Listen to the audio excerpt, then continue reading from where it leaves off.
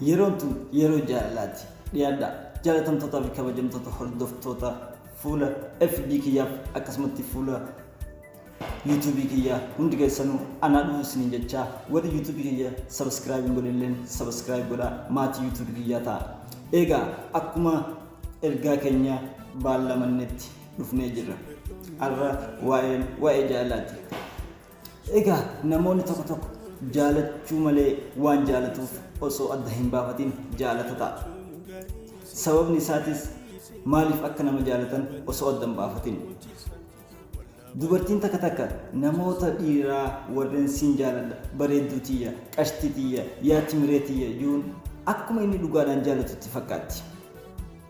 Takka immoo dhiirti takka afaanii baafattee gaafa bifa qoosaa fakkeessitee jaalala ittiin ibsatus jirti. Garuu gaafa dhiirti bifa saniitti ibsattu kan itti qoosuu tan seetus jirti. Sababni isaas waan jaalattiif onnee isirra siin jirreef. Namni tokko gaafa jaalalaan qabame zigaal safuu waan jaamaan qabu. Iddoo haadhaa fi abbaan kee jirtutti yuunifis bira dhuftee ija keessa isii ilaaluu malee ergaa maatiin irraanfatta. Akkasumas isiinis gaafa gara maatii isii deemtee yeroo maatiin isii jirtu ija keessas ilaaluu malee ergaa maatii ni dagattiidhaati. Maaliif waan jaalatti dhugaa isin jidduu uumamteef.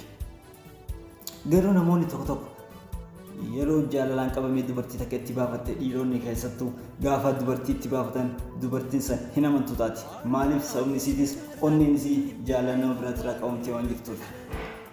Inni ammoo gaafa dubartii uffannaa akka isiin uffattee deemtu takka argee isuma itti fakkaatti. Gaafa fuula feesbuukaa irratti ba'ee dubartiin takka suuraa kaatee feesbuukaa irratti gadi dhiiftee jala seenee suuraan tun isii ta'e hin ilaalata jedhee ilaaluu danda'a. Sababni isiis uffannaa akka isiin uffattee ittiin deemtu arkee waan tureef isiin suuraa isii gadhiistees uffannaa akkasii waan uffatteef.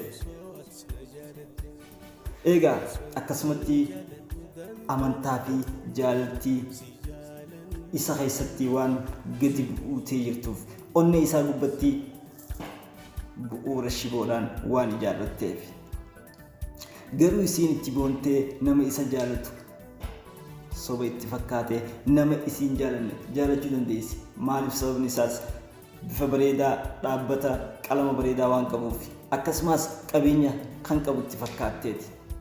Dhiironni takka garuu maafiyoonni dubartii takka itti siqanii ani maarreen qaba daabaan sii bita maarreen qaba jee itti siqee jaalala qabsiisuu danda'a. Sababni isaas yeroof waan deemuuf.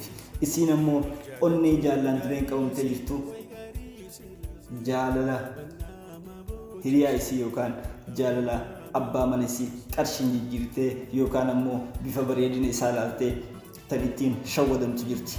Akka carraa ta'e namni si jaalatu tokko yaa dubartii dhageessittiin hima. Namni si jaalatu tokko gaafa ati hallayyaa seente akka itti hallayyaa keessaa si baasuuf yaada.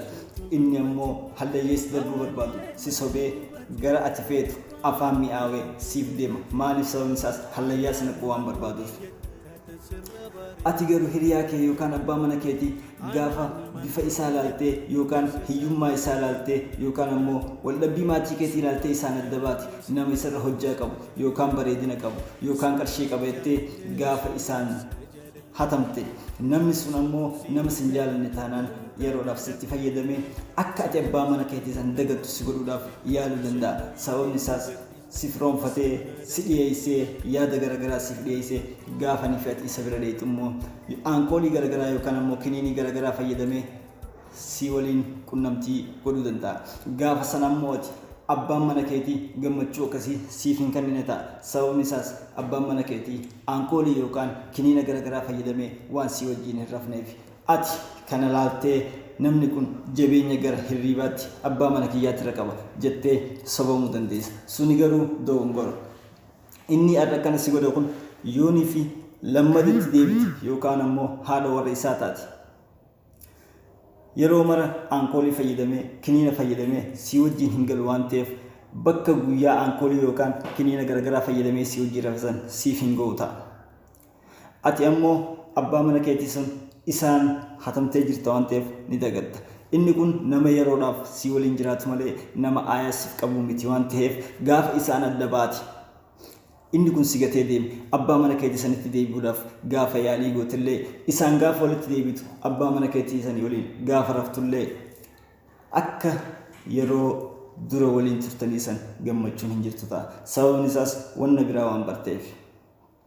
Akkasumas warroonni dhiiraa haadha mana keessanii yookaan hiriyaa teessan akka dureen itti waliin jiraachuu turtan osoo beektanii gaafa dubartii biraa takka agartan dubartii maafiyaa takka yookaan ammoo tan dhiira baay'ee barti aakshina garaagaraa fayyadamtu sanii waliin gaafa walitti dhuftan hiriyaa teessan yookaan haadha mana keessanii dagachuu dandeessan.